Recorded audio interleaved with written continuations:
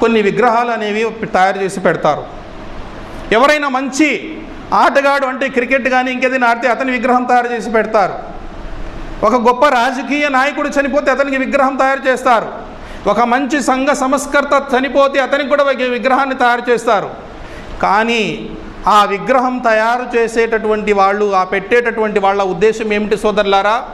కేవలం వాళ్ళను మంచివారుగా భావించి అలా విగ్రహాలు తయారు చేసి పెడతారు. వాళ్ళను గుర్తు చేసుకోవడానికి జయంతిలు, వర్ధంతులు ప్రారంభిస్తారు. కానీ ఎప్పుడైతే కాలం గడిచిపోతుందో, ఎవరైతే ఈ విగ్రహాలను తయారు చేసి పెట్టారో వాళ్ళు వెళ్ళిపోతారు. వాళ్ళ తర్వాత తరాలు వాళ్ళు వచ్చి వాళ్ళను పూజించడం ప్రారంభిస్తారు. ఈయనే దేవుడు అంటారు. ఇదే విధంగా హజరత్ నూహ్ అలైహిస్సలాతు వస్సలాం వారి యొక్క కాలంలో జరిగింది.